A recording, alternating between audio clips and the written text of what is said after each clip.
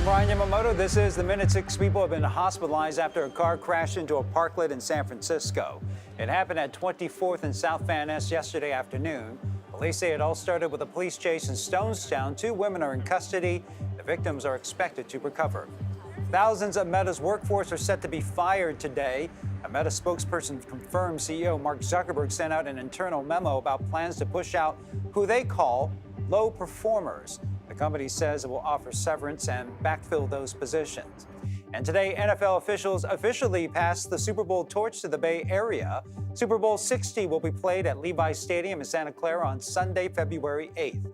And this will happen in 2026 and will mark the first time in history that a stadium will host both the Super Bowl and a World Cup in the same year. I'm Ryan Yamamoto. This is The Minute.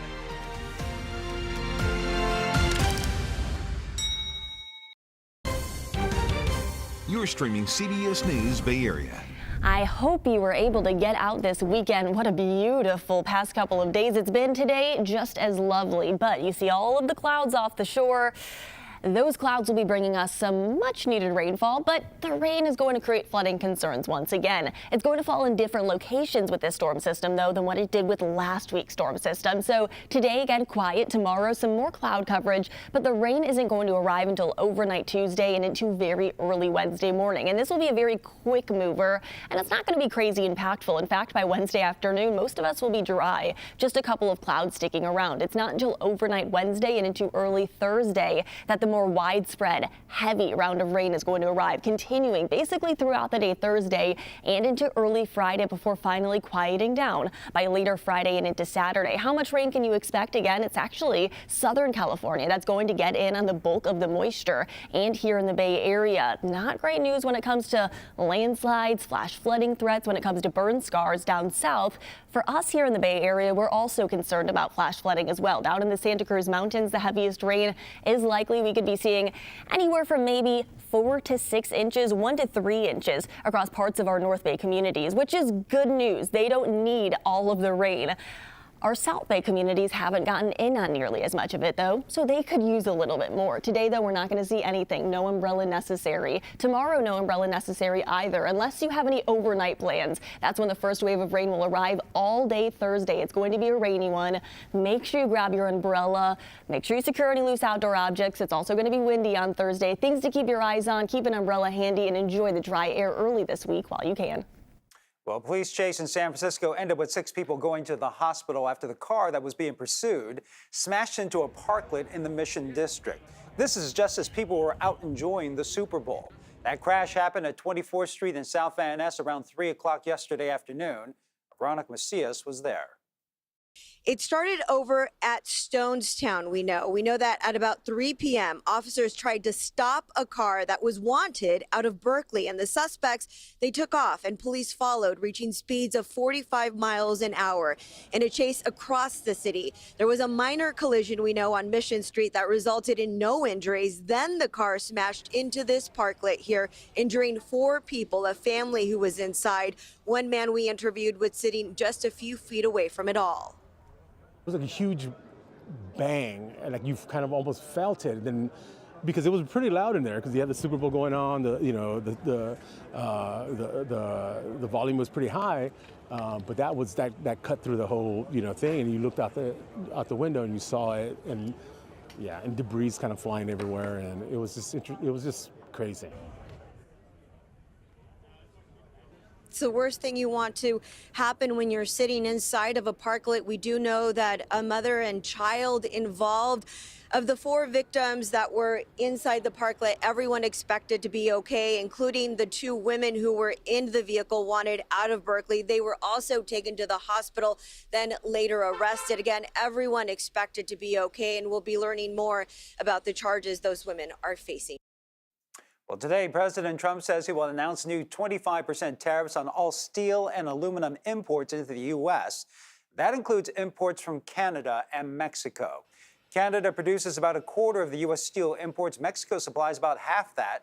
Analysts say the new tariffs might help domestic producers, but could lead to higher prices. Meanwhile, China's reciprocal 15% tariffs began today on oil, natural gas, farm machinery, and more. And as the Trump administration continues to roll out more policies, a new CBS News poll shows how most Americans feel about President Trump so far. 70% of respondents agree he's fulfilling the promises he ran on, with one major exception. The same poll shows 66% of Americans say he's not doing enough to lower prices at the grocery store or at the pump. Americans are divided in the meantime over Elon Musk's Department of Government Efficiency's efforts to cut spending. So far, Musk and his team has made cuts to at least 7 government agencies. And the president Trump appears to be satisfied with the progress. He even gave a positive reaction to the Time magazine cover showing Musk behind the president's desk. I'm going to tell him very soon, like maybe in 24 hours, to go check the Department of Education. He's going to find the same thing. Then I'm going to go to the military. Let's check the military. We will look at every single tool in our toolbox, as we've done this last week, to make sure that we stop him from hurting people. Over the weekend, a federal judge blocked Musk from accessing records that contain the Social Security and bank account numbers for millions of Americans. And the National Treasury Employees Union has filed a new lawsuit trying to prevent the Trump administration from shutting down the Consumer Financial Protection Bureau. That agency was created to shield customers and consumers from predatory banks and lenders. Natalie Brand has more from the White House. Thousands of federal employees returned to in-person work this Monday, but the government's Consumer Financial Protection Bureau has been ordered closed. Elon Musk and his Department of Government Efficiency posted on social media, CFPB RIP. Some Republican lawmakers applauded the move. The CFPB has been out of control for some time. The way it's designed, I think, is unconstitutional. It has no oversight. It's been basically a reckless agency that's been allowed to go way beyond any mandate that I think was originally intended. Congress established the Independent Watchdog Bureau in the wake of the Great Recession of 2008. That crash was caused in large part by subprime predatory lending that happened all across the United States. Dennis Kelleher, president of the advocacy group Better Markets, says since its creation, the CFPB has been a key ally for consumers. In just 14 years, that agency has returned over $20 billion to more than 200 million ripped off Americans in all 50 states. The move follows similar Trump administration actions to try and make cuts at USAID, the Agency for International Development, which helps distribute foreign aid. Friday, a federal judge blocked the administration from placing more than 2,000 staffers on administrative leave until at least February 14th. In a separate case, a federal judge hears arguments in Boston today on the administration's buyout offer presented to around 2 million federal employees. The White House says the offer still stands with a midnight deadline, while unions argue it's unlawful. Government says more than 65,000 workers have accepted that buyout so far. And the Super Bowl in New Orleans is in the books, and the next stop for the big game is right here in the Bay Area. Super Bowl 60 will be played at Levi Stadium in Santa Clara on Sunday, February 8th.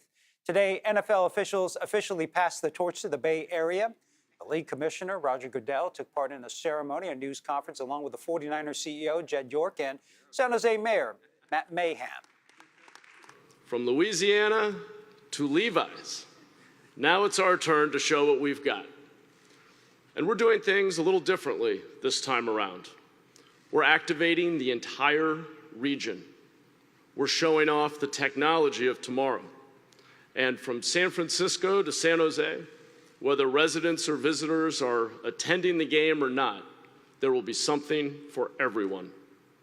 That's why the Bay Area really is a championship region.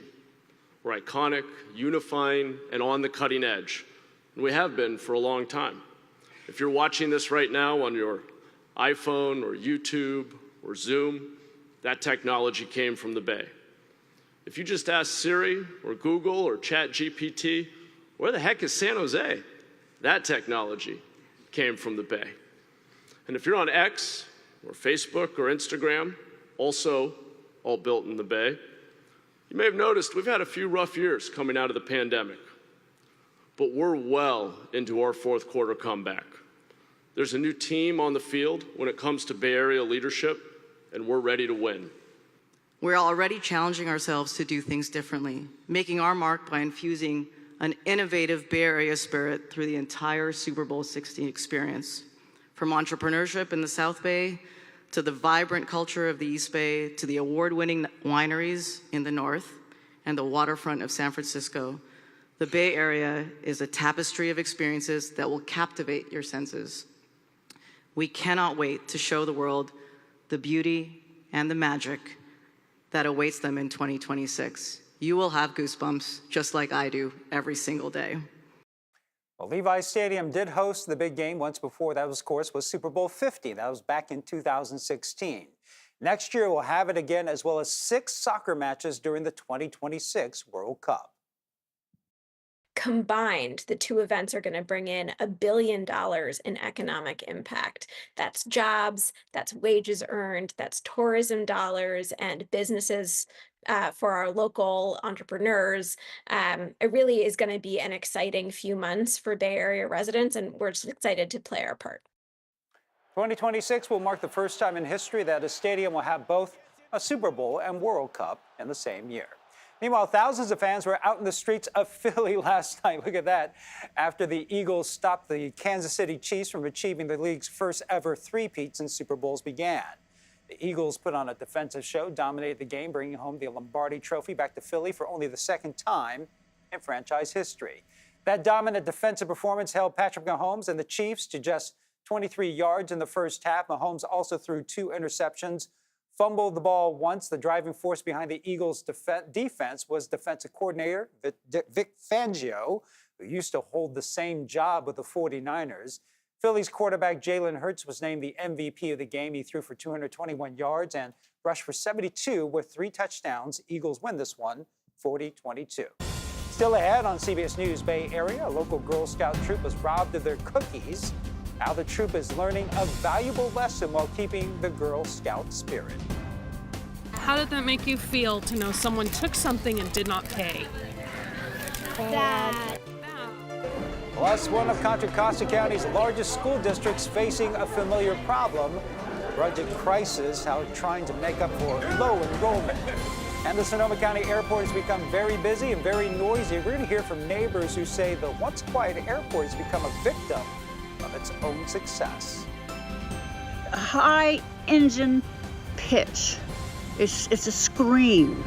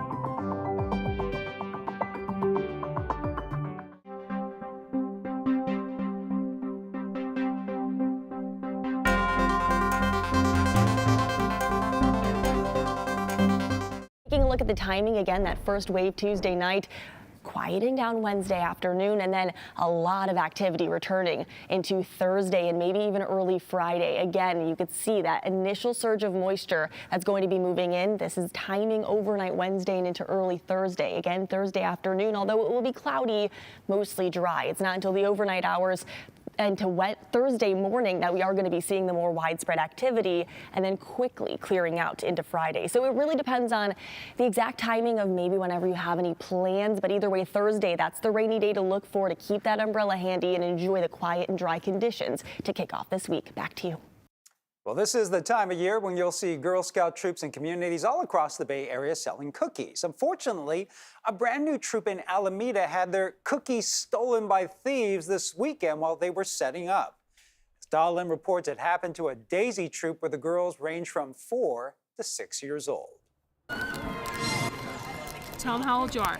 How old are you? 4. 4. We're turning 5 very soon. At 4, 5, and 6 years old, these girls are still learning the complexity of our society and trying to understand what happened on Saturday. Girls, do you understand that we had cookies stolen from us yesterday? Yeah. Yes. How did that make you feel to know someone took something and did not pay? Bad. Bad. It made you feel really bad. Some bad people stole 4 cases of Girl Scout cookies as 2 parents were setting up in front of the busy Fix Q Barbecue restaurant on Park Street in Alameda. Each case contains 12 boxes of cookies, so that's 48 boxes of Caramel Delights gone. $350 stolen from us, yes. Mom Melissa Perez has 2 girls in the troop. There you go. Oh, hey. The 4-year-old and a 5-year-old. The first-time troop leader says it's hard to process why anyone would take from kids. There are 9 kindergarten students in the troop. They're known as Daisies because they're the youngest level in the Girl Scouts. It was the very first time that they were selling cookies in public. It made us feel pretty defeated as a brand new troop. Melissa says the theft happened around 11:30 a.m. when Park Street was packed with people and cars. Apparently, the thieves took advantage of the hustle and bustle and walked away with the cookies when no one was looking. We're trying to keep in good spirits about it. We're living by the Girl Scout promise. They don't want to go back to Park Street, so the group did some selling and playing at a busy local park on Sunday. Pushing your feet. The Daisies are raising money for a field trip to Sienna Ranch to ride ponies. Despite the theft, Melissa says they're able to turn this negative experience into something positive. Alameda peeps, we love you. Thank you so much. You guys have helped us raise over $200 in donations. We appreciate you. The parents filed a police report. They want to remind other troops to be careful as well, since a lot of them are selling in front of grocery stores this month and next month. And if you want to support Melissa and the Daisies, they'll be selling in this driveway at 2151 Buena Vista Avenue in Alameda on the weekends, mostly in the afternoon. West Contra Costa Unified became the latest school district to make some painful budget cuts. The district serves more than 25,000 students all across more than 50 schools from Hercules to El Cerrito, but enrollment has been dropping for years.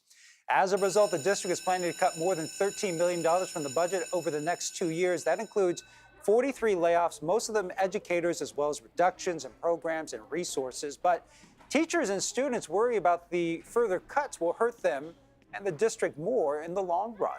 Meantime, another school district in San Jose is expected to close some schools at the end of this academic year. The Franklin McKinley School District plans to shutter 3 of its 16 campuses: McKinley Elementary, Ramblewood Elementary, and the Los Alamos Literacy and Technology Academy. The board is expected to approve the closures tomorrow.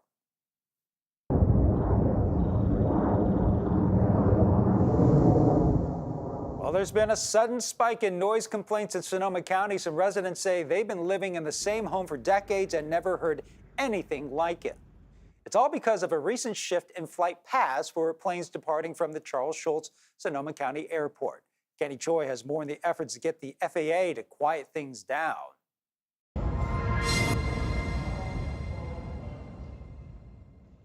Teresa Martinelli Jones has lived in her Sebastopol home for more than 17 years. The noise of airplanes above has never been an issue until recently. It's high engine pitch. It's a scream. Starting early last year, she and her partner suddenly noticed larger commercial airlines with louder engines at seemingly lower altitudes, making more frequent flight paths directly above their home. We could not hear each other trying to talk 3 feet away. I mean, the sound was just deafening. County records show hundreds of residents submitted noise complaints to local officials and the airport over about a 10-month span. Complaints shot up by a range of 200% to more than 600% last year over 2023. We've really seen a sharp uptick in noise complaints regarding the airport in places that really never experienced a lot of airplane noise before. Linda Hopkins is a county supervisor who says even local farmers she's never heard from before have reached out for help. The FAA initiated new departure procedures in January last year. It feels like they're trying to push the planes lower in Sonoma County to make way for kind of the larger Metro Bay Area to have kind of the higher space. Hopkins and the Board of Supervisors are conducting their own study to present to the FAA a new flight plan that would have to be approved and adopted. They're asking for a defined flight path, saying too many residents, especially in West Sonoma, including parts of Sebastopol, Occidental, and Lower Russian River, are being impacted the most. It sounds like it's a years-long process if any changes will be made by the FAA. It's very frustratingly slow. Other residents see the situation differently. I'm actually feeling like we're quite lucky for getting more airline flights out of Sonoma County Airport. So I'm not sure what they're hearing. I actually think this is one of the quietest parts of Sonoma County. Airport records show continued growth, more flights, and record passenger numbers year after year post-pandemic. Martinelli Jones understands she's up against a federal agency with ultimate authority over flight paths. I'm just asking that the airport and FAA, my little request, right, that they please work with us. But she also knows if residents make enough noise of their own, it could put the pressure on authorities to bend in their favor. Well, still ahead, Jason are getting ready to host its first NBA All-Star Weekend. We're going to preview the preps that are already underway and how the city of Oakland still feels included.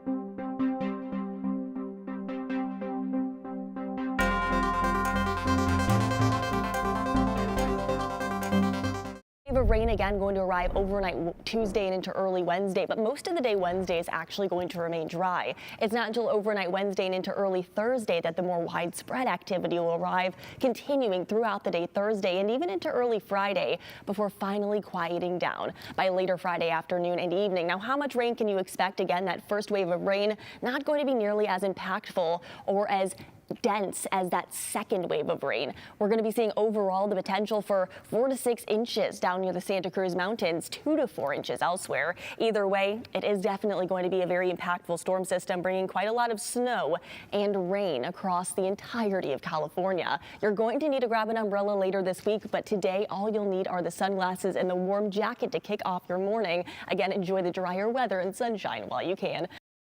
Well, Chase Center is getting ready to set and host its first ever NBA All-Star Weekend with 6 Warriors slated to take part in festivities throughout the 3-day event.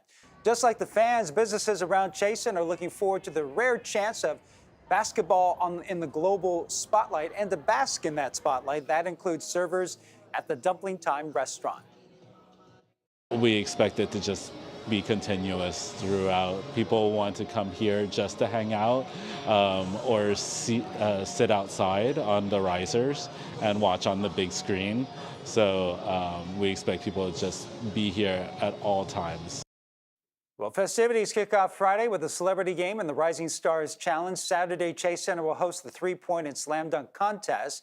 Finally, on Sunday, the NBA All-Star Game tips off at 5 p.m. For all the love San Francisco will be getting, the world of professional sports has not shown much love to the city across the bay. Oakland has lost all of its professional sports teams. In 2019, the Raiders moved to Las Vegas. Around the same time, the Dubs started playing at Chase, and the Oakland A's left to play temporarily in Sacramento last year before they moved to Vegas. But Oakland will get its share of all the All-Star excitement with several events planned there. Andrea Nakano explains how community partners are getting ready. For 47 years, Warriors fans have stuck with us through thick and thin.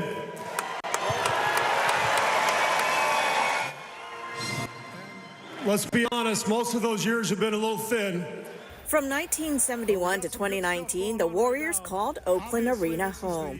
The team was a big part of the community and continues to be after it moved across the bay. Their presence in Oakland is still very real, so we're really grateful for that. While Oakland has lost all 3 major sports franchises in recent years, the Warriors left in a way, but remain in the area. The team continues to nurture relationships in the town with key community partners. The fact that they still have a facility here in Oakland that the Valkyries, their women's basketball team, is at and will be practicing at, the fact that we have a place to train, to have meetings, the fact that they're investing in organizations like us, and then still have access to Warriors games. Really, on some ways, from a community standpoint, they really still haven't left. Chris Chapman is the CEO of Kingmakers of Oakland. It's an organization that helps young black boys find success in life. Its success is thanks in part to a partnership with the Generation Thrive community space, part of the Warriors Community Foundation. They help heavily shape the person I am today. Lamond is one of the success stories. He graduated from the Fellowship Initiative and is now showing the documentary he produced at the Black History Film Festival in Oakland. To keep it blunt and honest, a lot of people would be up to no good in my I was born and raised in East Oakland. Not the best place to grow up, but when it comes to programs like that, it helped steer me out of the bad. Lamond is just one of the many examples of the impact sports franchises can have on a community. The NBA will hold 7 All-Star Weekend events in Oakland. 3 of those events will be held in the arena where the Warriors won 3 championships. The events may not replace the teams that have been lost, but a resilient Oakland is hopeful for the future. Yeah, that may have kind of tripped us up, but we're going to stumble through it. And something great will come out of that. Well, Oakland community members are cleaning up the city ahead of the NBA All-Star Weekend. Volunteers picked up trash along the Coliseum BART station on Saturday. The Oakland Arena is set to host several events, including the Celebrity All-Star Game and the HBCU Classic. The cleanup was organized by interim mayor Kevin Jenkins. This is not just about the All-Star Game. This is about our community, Oakland, the city that we love. and people are coming together to fight back against illegal dumping, fight back against the blight, and show the community that we care and we're going to take care of this problem together. Another cleanup is planned for Thursday. We're coming up in our next half hour in CBS News Bay Area. The Boy Scouts of America changing their name after a seismic shift in policy. We'll introduce you to a highly decorated Eagle Scout who's embracing the change. I really love it, and it's been cool to been a scout while these transitions happened. Plus, Lunar New Year celebrations are drawing attention to safety concerns around San Francisco. We're hearing from locals on what the city needs to do.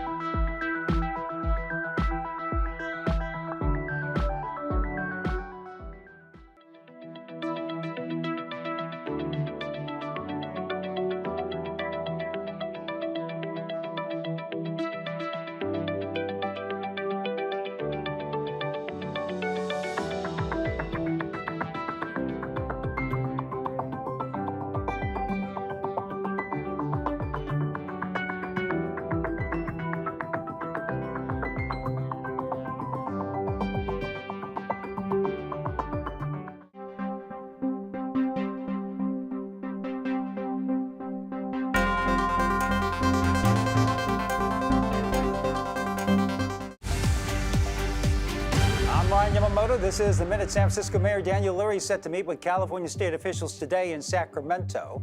They're expected to discuss ways to curb crime in San Francisco and boost the city's economy. The meeting will begin around 2:30 p.m. at the state capitol. And the controversial center bike lane on Valencia Street in San Francisco is set to be removed starting today. The lane will be replaced with bike lanes on either side of the road. Many local business owners blame the lane for driving customers away. And firefighters in Marin County are fighting fire with fire today. Crews will be doing control burns around the Fairfax and Woodacre communities.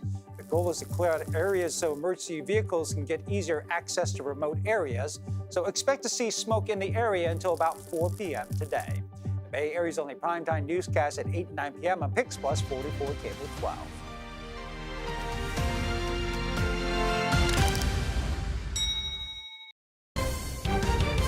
You're streaming CBS News Bay Area. I hope you were able to get out this weekend. What a beautiful past couple of days it's been today, just as lovely. But you see all of the clouds off the shore.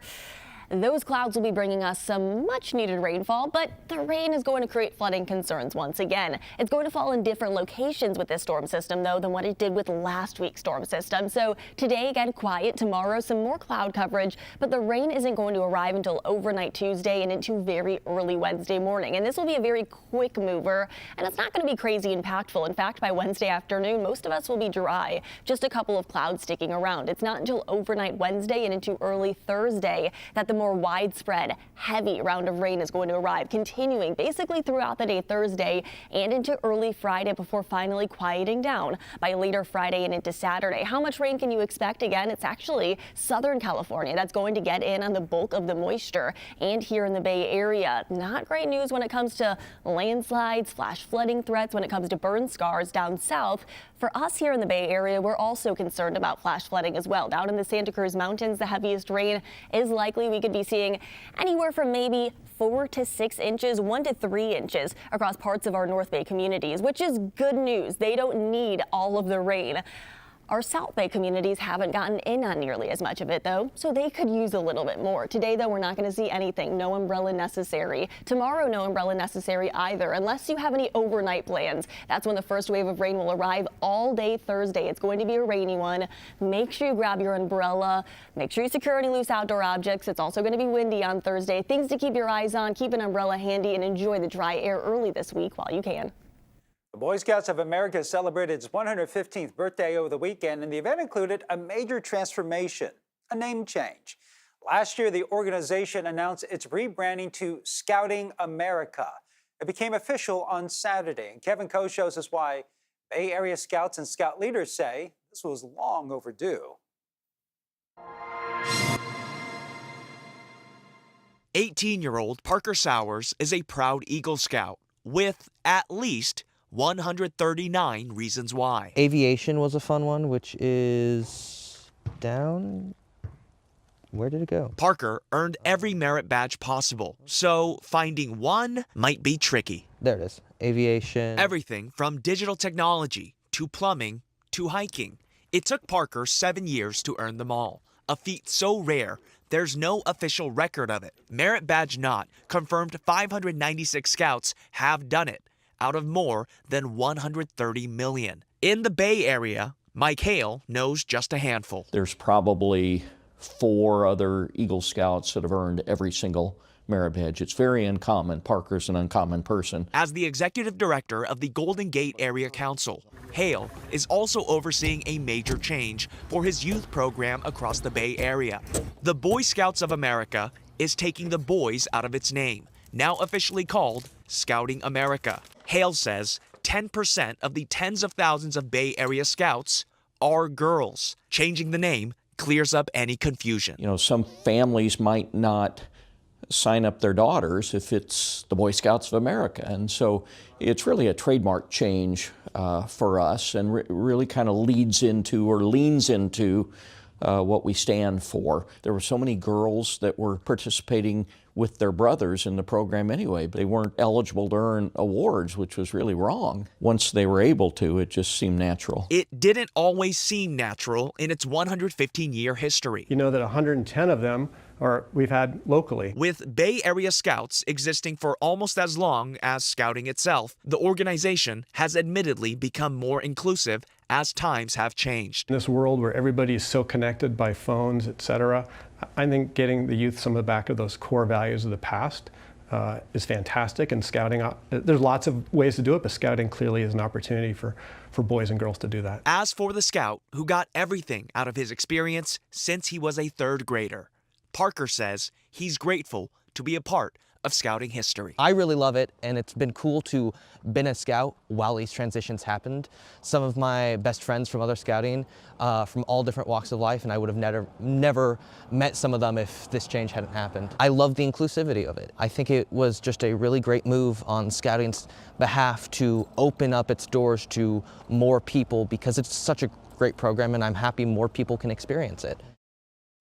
Well, the organization filed for bankruptcy in 2020 after tens of thousands of people claimed they were abused as scouts. It is allowed to continue operating while compensating more than the 82,000 sexual abuse survivors as part of its bankruptcy reorganization plan. President Trump has a new target in his quest to cut government spending, the American penny. The president announced on social media that he has instructed the Treasury Secretary to stop making new pennies, which cost more than 3 cents to make. The U.S. Mint reported losing more than $85 billion last year, making more than 3 billion pennies. However, the impact that could have on the economy overall remains to be seen. And the annual Chinese New Year parade in San Francisco takes place this Saturday. It starts at 2nd and Market Streets at 3:30 and then will make its way through Chinatown, ending at Jackson and Kearny Streets. San Francisco elected leaders and law enforcement met with business owners this weekend to address safety concerns and promote another upcoming Lunar New Year celebration in the Ingleside neighborhood. Dahlin spoke to merchants who say while the Ocean Avenue business corridor is improving, they need more police patrols. A lot of Asian-owned small businesses line up and down Ocean Avenue. The supervisors representing this area want to use an upcoming Lunar New Year celebration to infuse energy and unite this community. Merchants tell them everything starts with safety.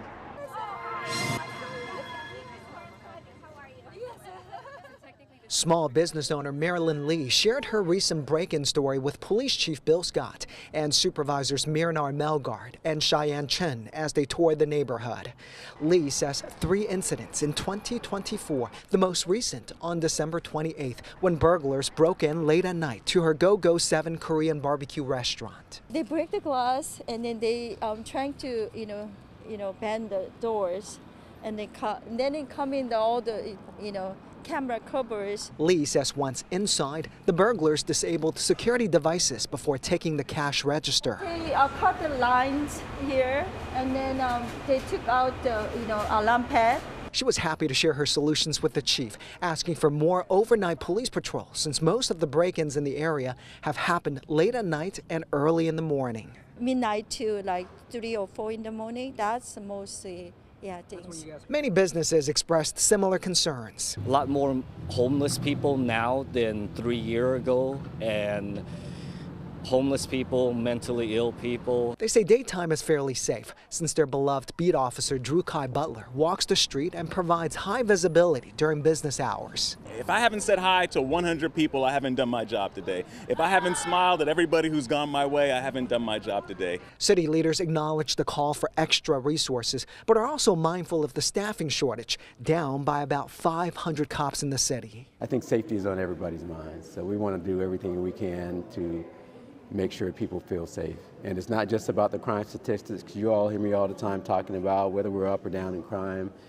That matters, but it's really how people feel. During the tour, the supervisors and the chief promoted the upcoming Ocean Avenue Lunar New Year celebration that will happen on February 22nd. They say neighborhood safety and vibrancy go hand in hand. We're not only celebrating Lunar New Year, but we're also celebrating Black History Month. So this is very important to make sure that we bring community together, we bring vibrancy to everyone. Lee is hopeful since the Year of the Snake symbolizes resilience and transformation. We work hard, we build a nice city together. The Ocean Avenue Lunar New Year celebration is different from the large parade and celebration in Chinatown next weekend. The Ocean Avenue celebration is at the Unity Plaza on the 22nd. And that annual Ocean Avenue Lunar New Year celebration takes place next Saturday, February 22nd. Up next, we're introducing you to brothers who are telling the story of their father's legacy through a children's book.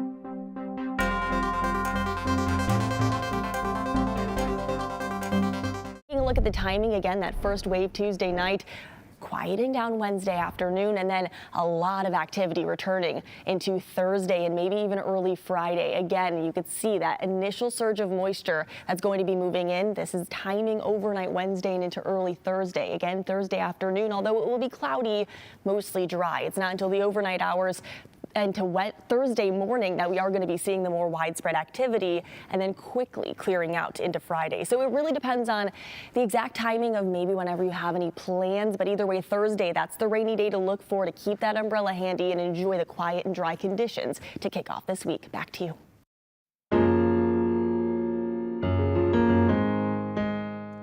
As we celebrate Black History Month, we honor the story of the late Roy Clay, also known as the godfather of Silicon Valley.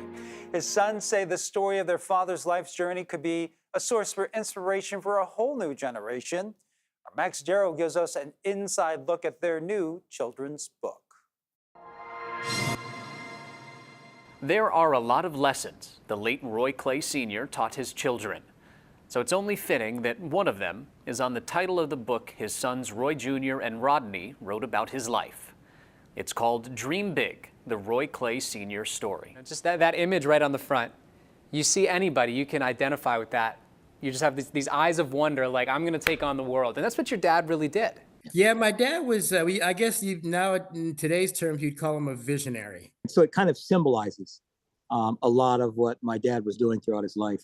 The book tells their father's story, from the racial barriers he had to live through and overcome as a child in small-town Missouri, to making his way to the Bay Area, where he'd go on to lead the team that built HP's first computer and ultimately become known as the godfather of Silicon Valley. We wrote it in a form that kids can digest it.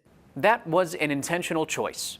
The Clay brothers want their father's story to be a source of inspiration for this generation and the ones to come. Just getting them to read something and something that's inspiring, and at the same time giving them a message of what they could become. The fact that they could overcome all obstacles to achieve what they want to achieve. If they focus on it, if they put their minds to it. Roy Sr. died in the fall of 2024. His sons remember a supportive father. My dad let us be who we were. He was just a constant inspiration. My dad being my dad, who he was, he always wanted to give back. His motto was improve the quality of life for everybody. So even in his passing, we said we have to continue his legacy, what he wanted, his message. So we said, let's do a children's book. And something that will be useful, not only to parents, but to kids. If there's one takeaway you'd want them to have, what would it be? So when one door closes, there's always another one that's available to open. And a lot of times it can be a better door. Never let anything stand in your way, and keep working towards your goals. Even if it's not easy, just keep that bright light, follow that bright light that you can see in your horizon, and keep going and going and going and going. A reminder we can all take to heart.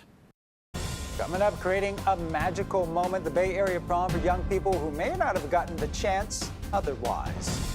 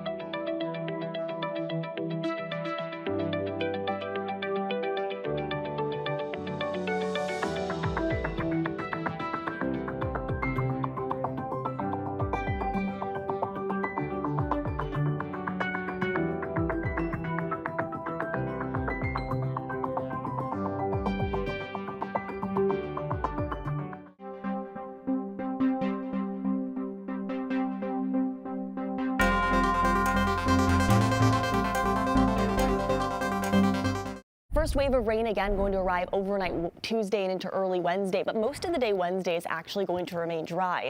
It's not until overnight Wednesday and into early Thursday that the more widespread activity will arrive, continuing throughout the day Thursday and even into early Friday before finally quieting down by later Friday afternoon and evening. Now, how much rain can you expect? Again, that first wave of rain not going to be nearly as impactful or as dense as that second wave of rain. We're going to be seeing overall the potential for 4 to 6 inches down near the Santa Cruz Mountains, 2 to 4 inches elsewhere. Either way, it is definitely going to be a very impactful storm system, bringing quite a lot of snow and rain across the entirety of California. You're going to need to grab an umbrella later this week, but today all you'll need are the sunglasses and the warm jacket to kick off your morning. Again, enjoy the drier weather and sunshine while you can.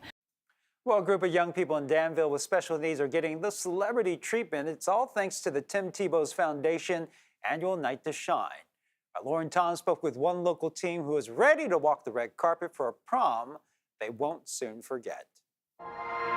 For 9th grader Will Drucker, slipping into his pinstripe suit and red tie isn't just about looking good.